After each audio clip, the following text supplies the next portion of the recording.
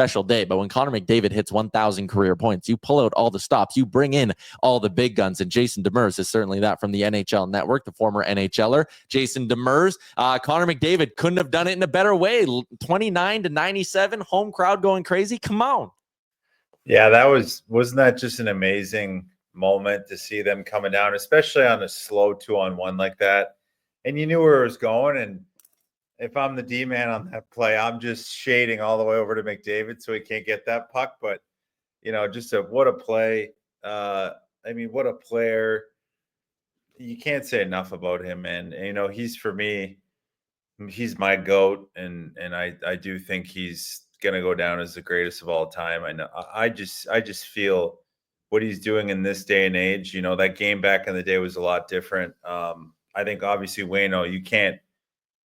I hate getting into the era stuff because Wayne Gretzky's just so incredible and done so much for the game. And I mean, the guy got 1,000 points twice. He's the first and second fastest to 1,000 points, because to get from 1,000 to 2,000, he did it in like 433 games, and he did his first 1,000 in 426. That's incredible in its own right, and he's so good. But I mean, Connor, man, in this new age NHL with everybody being as dialed in as they are physically and goalie equipment as big as it's ever been, I mean, for him to do what he did is just off the charts. And I apologize for my tardiness. I've been on an absolute travel day from hell. I didn't know they had those in the NHL, but apparently they do. So I'm in the hotel, and you're my first call. As soon as I literally just put my bags down and I'm fucking on the call with the boys. Thank you. I love it. You're traveling with the San Jose Sharks right now, doing the radio stuff. How's that treating you? Yeah, it's been different. It's a different muscle doing the color stuff. It's tough to know the timing of when to come in and whatnot, and getting so focused watching the game. As a former player, I just love to sit and watch the game, and you also have to add insight and make sure it's something relevant to the play. So you have to be looking at you have to know a lot about the other team and their numbers and be quick on the fly. So, but it's been good. I mean, I'm working with Dan Rusanowski, who's in the Hall of Fame. I mean, the guy's a legend. So he carries me. He carries me for sure. But let's talk Oilers. Yeah, let's talk. Well, I was going to say, obviously last night, McDavid gets his point. Everybody comes on the ice for that moment. Have you ever been in a moment like that where someone's hit such a big milestone?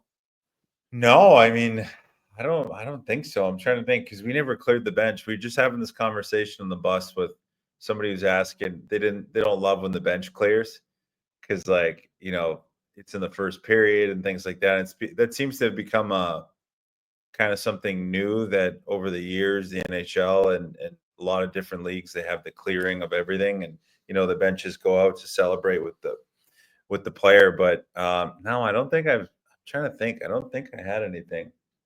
But I mean, what an incredible place to have that moment happen, especially, and they win the game too on a incredible pass by him to Nursey, and they're on a 3-game winning streak now. It's it's a good time for him to get his 1,000th, they're trending in the right direction. So you wouldn't have been, and I know you just did all the video stuff with him, which was great, but you wouldn't have been there for Joe Thornton's 1,000th point? Was I? I don't think so. I'm trying to go back and do math now and see what year he did it, because he finished at 1539. So he would have hit 1,000 right in the middle of his Sharks career. You would have been there. I probably was then, but I don't think we cleared the bench though. I'm trying to think, and I'm almost gonna go look at YouTube and while we're talking, look at Joe Thornton 1,000 points, see if I was on the ice. Okay, so it happened in April of 2011. April 8th, 2011. So you would have been there, man. That was my first year. April of 2011. Was I in the minors though? No, second year. You played 75 games. I was in the minors for a bit in that time for, I don't know, in April though, but I think I was up for the end of the season. Oh, you were in the lineup. You got an assist that night. You were +1. You played 15 minutes. Did you assist on the 1,000th point, Jason? I would absolutely. Let me see. Oh, look, I'm watching it right now against Winnipeg. Oh, no, it was an empty netter. No? Oh, that's his 1,000th assist. Okay, never mind. Oh yeah, that was against Phoenix. Oh yeah, Yeah. we lost that game, no? You did. So Thornton scored it, 9:27 to go in the third from Yeah. Couture and Douglas Murray. And then you got an assist on the next goal. Danny Heatley scored. Okay, look at me jumping in on the offense. I'm watching it right now. I was there. Man, oh man, was I hungover or something? Or?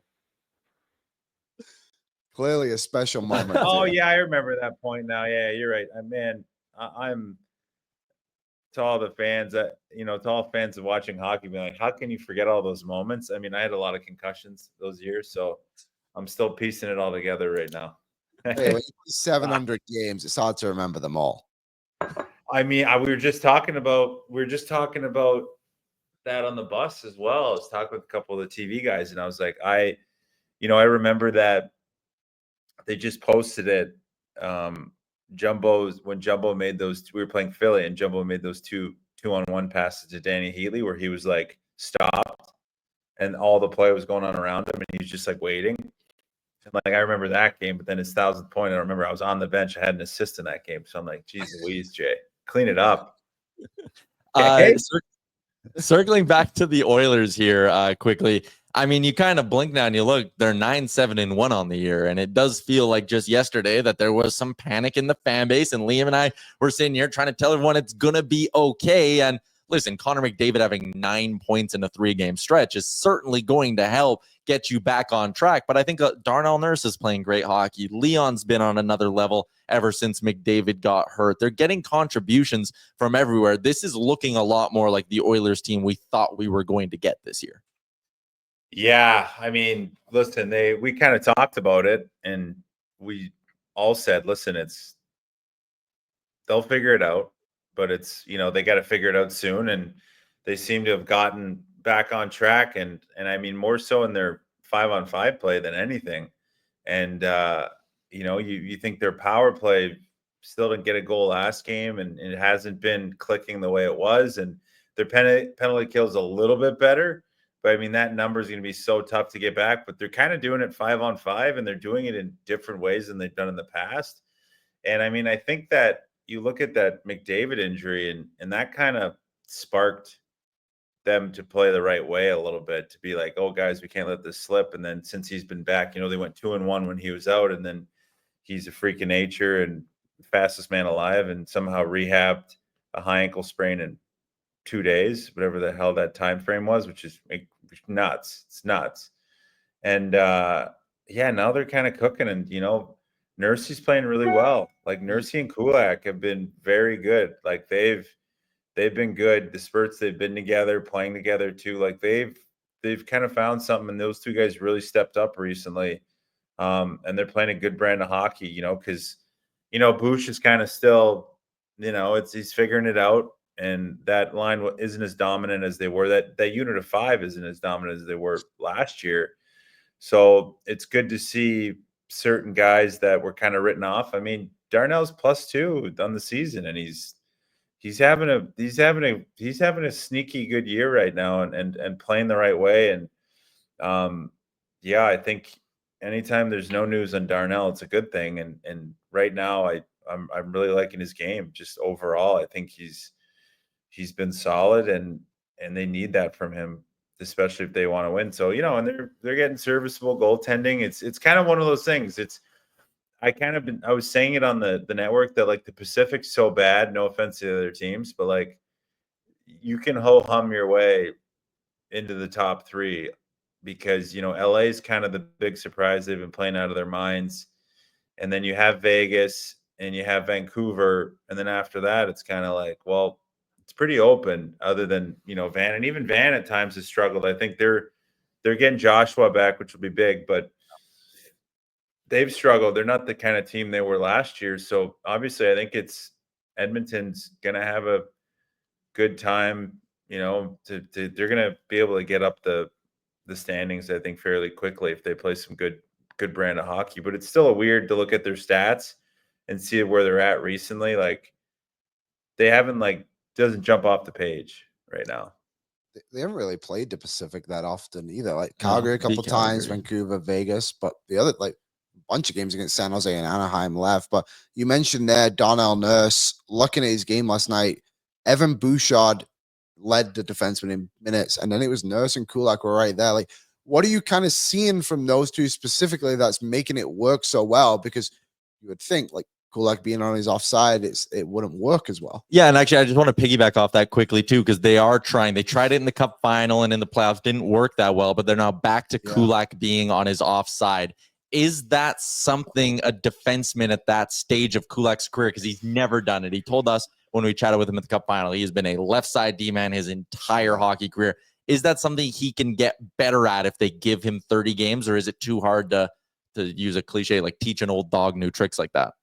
No, I think because he's been around for a good chunk of time now, and I don't know how many games he's at now. What, 500 or around there? More than that? 6 should be right around there, 500-600. Yeah. Yeah, I mean, now I think it's fine for him. He's a really good skater, very underrated, his speed, and you even saw it on that McDavid goal on a 1,000th point, his back check. He was flying and caught them from behind. So listen, I think, again, I still think it's not the long-term answer. I think they need to go get a top 4, because I really do like, for them to win the Cup, they need 3 pairings that are solid. And I think Kulak as your 5 is a fantastic third pairing, and you could put anybody with him. But they've been really good together, and they've really kind of drove play and drove the offense. And Kulak can really skate, and he's got very good awareness defensively, which I think helps Nursey. And you know, Nursey kind of needs that guy. That I think he needs a guy that can skate and move the puck well, and that's kind of what Kulak can do. So they've been good, and you know, I'm sure fans I've been checking the airwaves and haven't heard much complaining. So, you know, when the Edmonton fans aren't complaining, it's good. So it's a good thing. And it's good for this deep pairing. I think Nursey's taken a ton of shit the last few years, and, you know, rightfully so for a lot of moments and times because of how much he's getting made, but I think how much he's making, but I think he's playing really well. And Kulak's, I think, a big part of that, and it's really calmed that down. And I think more games they get together, the more comfortable they'll be. But in the long term, I still think they need to go address that 4 spot and get somebody, or, you know, go get another bottom pairing guy that can kind of, and if you want to leave Kulak there, but you need somebody in that bottom pairing, I think, to be able, because they won 11-7 last night, and, you know, you had Stetch playing. You had Stetch and Dermott playing under 8 minutes. So it's like, they tried that in the past, and, you know, I know they had success, but you're not winning with 11-7. Like, you need some guys to get some reps and feel comfortable. Yeah. Stetcher played 815, Dermott 543. Kulak 515 games, by the way. Before we let you go, because we do got to wrap up here, Jake Paul versus Mike Tyson, you in on it?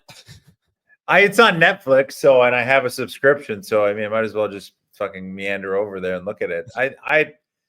I just don't know, because I'm such a conspiracy guy, and like, he's rigged the fights and the gloves will be too heavy, and they're telling him he won't be able to knock out Jake Paul. And then the slap, I know, you know, he stepped on Tyson's foot. That's what it was, and that's why he slapped him. But, you know, I want Mike to win. But I think, listen, Jake Paul, that system of boxing is so flawed, and their marketing is so archaic and so shitty, that I've liked what he's done. And he's really kind of like brought some notoriety back to it. And I think he's a great promoter. So, I mean, more power to him. People are Netflix is willing to pay him $60 million. I mean, take it and run. And I think Mike, I hope he's got it. I'd love to see Mike knock him out and just kind of give me some flashbacks to when I used to watch him and, you know, watch his fights growing up and stuff like that. My dad's a big boxing fan. So, you know, I grew up watching those fights and rewatching them, and I hope he does it. But, you know, who knows with all the tomfoolery that goes on behind the scenes over there. So fair. Well, enjoy Pittsburgh, JD. Appreciate you finding a way to squeeze us in here. I mean, let's just stay on after hours, Oilersnation after hours. we are I have to do a radio hit in 60 seconds. We got another podcast to do. We do a second podcast in the afternoon. So we got go to the bathroom. So I got 45 seconds to kill here because you said 60 seconds. What else you want to get off your chest in the final 45 seconds of the show?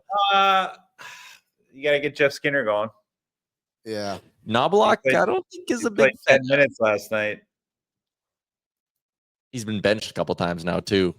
I know. Is there a spot for him once Evander Kane comes back? Could you maybe flip him? I thought about that too. I didn't want to say it on here, but I just did. Flip. It's only $3 million, and I know you can keep those guys. He's got to perform. He's a systems guy too. Like he plays well in a certain system. So, but I mean, when Kaner comes back, look out. You know, I never thought I'd say they miss Kaner, but they do. And he's a big catalyst. So I'm sure Kaner's loving this right now that he's wanted and needed by this Oilers team. So when's he back soon? A couple weeks, right? Oh no, we're looking February at the earliest. Oh, really? That deep? Okay, yeah. I didn't look up the injury report. I haven't looked at it, but yeah, I love it. All right, okay. We gotta let you go. We appreciate you. Thank you. Give me another 10. Give me another 10. Yeah, have a good weekend, JD. See you guys. Take care. What's up, Nation citizens? If you like that video, then you need to be subscribed to the Oilers Nation YouTube. Podcasts, live shows, exclusive interviews, and analysis. Everything you need from your favorite voices at Oilers Nation. And you don't want to miss any of it, so hammer that subscribe button.